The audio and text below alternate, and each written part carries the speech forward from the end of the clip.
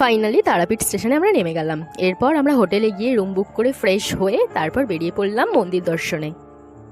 আমাদের হোটেল থেকে মন্দিরটা একদমই সামনে ছিল, তাই জন্য বেশি দূর হাঁটতেও হয়নি। আর সব থেকে বড় কথা হচ্ছে আমরা এখানে এসে জানতে পারি যে আজকে অমাবস্যা। অজান্তেই যে এরকম একটা ভালো একটা শুভ দিনে এসে পুজো দিতে পারবো আমরা ভাবতেই পারিনি। এর আগেও অনেকবার আমার আসার ইচ্ছে হয়েছিল, কিন্তু বলে না যে ঠাকুরের স্থানে ঠাকুর না চাইলে সেখানে যাওয়া সম্ভব না। এবার অবশেষে তারা মা চাইলো, তাই আমি দর্শন করতে আসতে পারলাম। এবার আমরা মন্দিরের দিকে এগিয়ে যাচ্ছি, অপেক্ষা করছি কখন তারা মাকে দর্শন করব, সেই রূপটা দেখব। সেদিনকের ওয়েদারটা এতটাই ভালো ছিল যে এতটা লাইনে দাঁড়িয়েও আমাদের বিন্দুমাত্র কোনো গরম লাগছিল না বা কষ্টও হচ্ছিল না। এখানে এসে দেখলাম এখানে কত পদ্ম ফুল, কত সুন্দর সুন্দর পদ্ম ফুল। এই মন্দিরের পরিবেশটা এতটাই ভালো লাগলো, আর এখানকার ব্যবস্থাপনাও খুব সুন্দর। মানে দর্শনার্থীদের কোনো কষ্টই হবে না, লাইনে দাঁড়িয়েও দেখো বসার কি সুন্দর জায়গা করা, উপরে পাখারও ব্যবস্থা আছে। যদিও আমরা যেদিন গেছিলাম পাখাটা চলছিল